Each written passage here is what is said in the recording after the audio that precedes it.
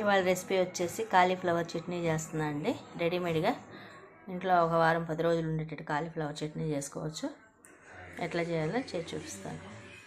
ఇవ్వండి, ఇట్లా అన్నీ చిన్న చిన్న ముక్కల కింద కట్ చేసేసుకోవాలి కాలీఫ్లవర్. ఇప్పుడు ఇందులో కారం ఉప్పు అవన్నీ వేసేసి కలుపుతాం. 2 నిమ్మకాయలు కట్ చేశాను ఇందులోకి. అవి ఇప్పుడు ఇందులో పిండేసుకుందాం. ఉప్పు కారం వేసుకుందాం. ఇందులో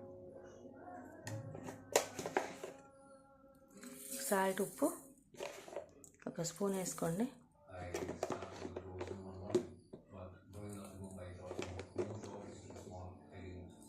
కారం, కొంచెం మెంతిపిండి వేసుకోండి.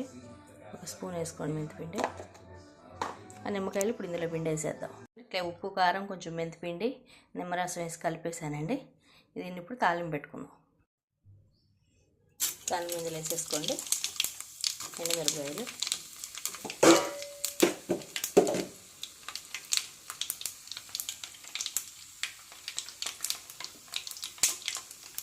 వెల్లుల్లిపాయలు, కొంచెం వెల్లుల్లిపాయలు కచ్చాబిచ్చా ఇందులో నూరుకొని పెట్టుకున్నామండి.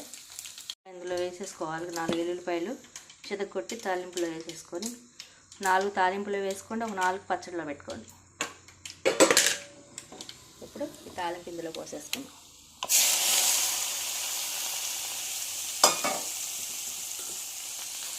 వెల్లుల్లిపాయలు మొత్తం వేడి నూనెలో కలిపేసేయండి.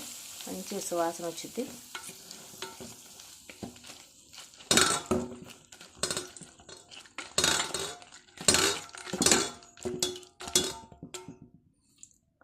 పచ్చడి రెడీ అయిపోయిందండి. ఇట్లా రెడీమేడ్గా పచ్చడి చేసుకొని ఎప్పటికప్పుడు చాలా సింపుల్ అండి.